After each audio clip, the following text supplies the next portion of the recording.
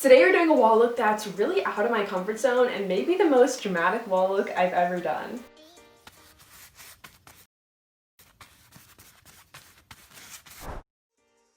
Hey guys, and welcome to today's episode of Not Your Everyday Wall. Today we are doing a really bold accent wall. This is not something that you probably want to have on every wall of your house. This is going to be a super fun and dramatic accent wall where we're actually painting our wall black and then stenciling on top of it. I feel like you don't see dark wall colors often, normally for a reason because they are really dramatic and they are really bold. But I've actually already finished the wall and it turned out so good, so I'm so excited for you guys to see it.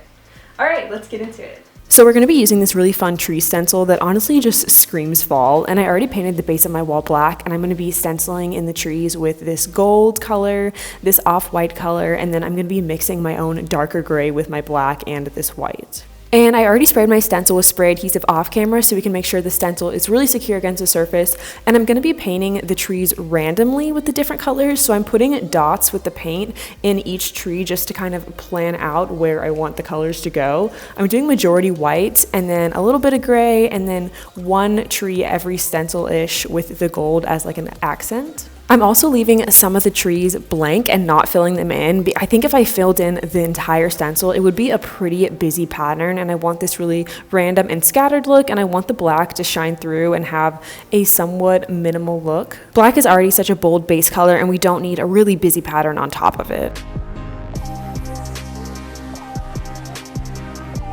So at the bottom, I was doing every single color on each stencil, and then I decided it was taking a long time. So I went through and I did the whole wall with the gray, and now I'm going back through and doing the whole wall with the white and gold. I'm not sure which is a better method, but I think it's going faster because it allows me to focus on one color at a time, and because I already have the gray trees, I can still line up my stencil correctly.